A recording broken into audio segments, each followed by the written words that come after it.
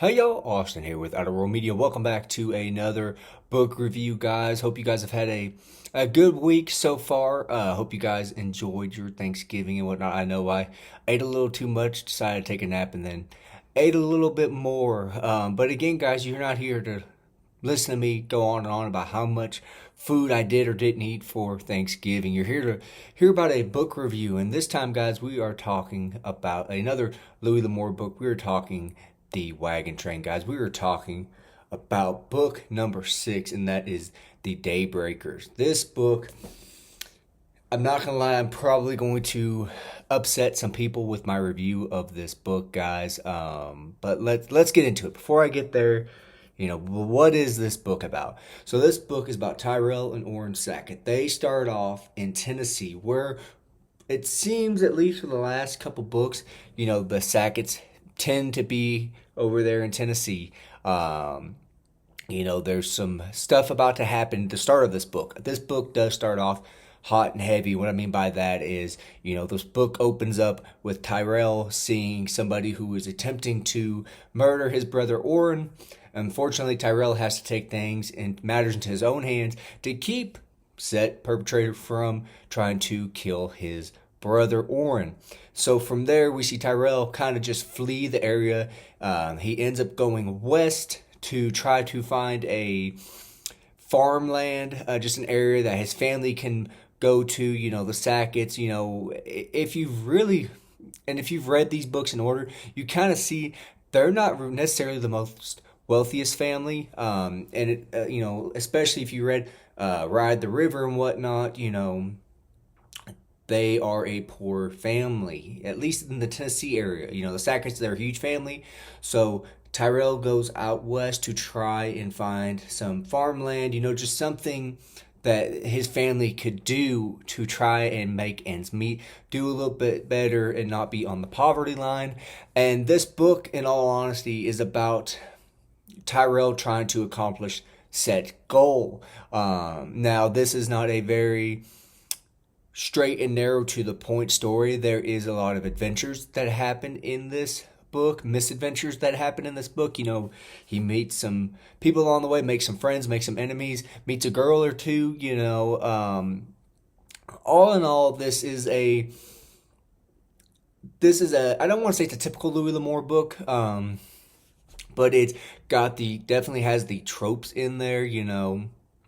Again, Tyrell heads west. I believe it's the Santa Fe Trail that he ends up going on. Settles down somewhere in the New Mexico area, and this is a time, and Kevin told us it best. This is a time during legislature and stuff like that. You have people coming. New Mexico just became part of the U.S., and you've had these families.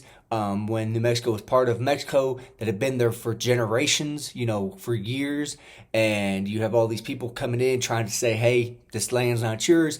And so, Tyrell, or Ty as he likes to be called, he's kind of battling that because he understands there's not much that he could do, but he doesn't feel that it's right that, all these people that have busted their butts and worked hard all these years, and especially some for generations, and they're just having the land ripped away from them. So again, we follow Tyrell as well as his brother Orrin in this story. And that just kind of sums it up as them just trying to make a life out west. Now, kind of getting into, again, things that I liked about this book. Again, this book does start off like that. It's not much of a slow introduction. We are thrust right into the trouble. Hey, this is what's happening,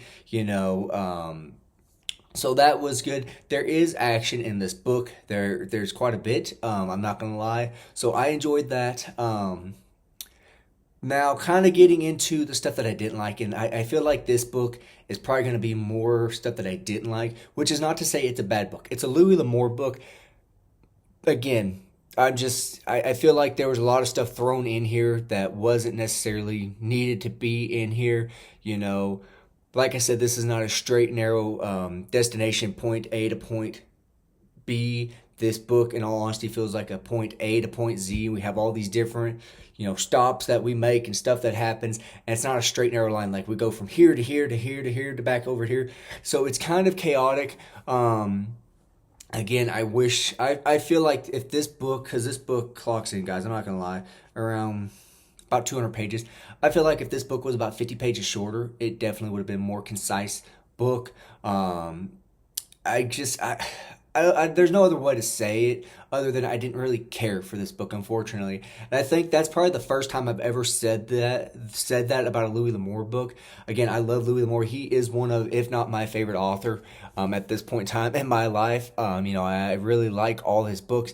This one, I'm not sure if I just wasn't in the right headspace, or what. Again, I didn't enjoy this book that much. I'm not gonna lie, guys. I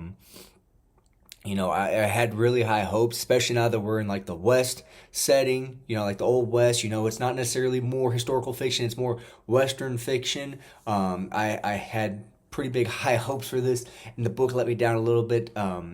Again, there was nothing, I will say about this book, there was nothing that was unbelievable in this book, like what we had in Jubal Sackett, or the sightseeing, like the Shining type of situation that we had in Sackett's Land, or to the far blue mountains, or Jubal Sackett. Again, guys, the Daybreakers, I didn't enjoy it that much, again, which is really unfortunate.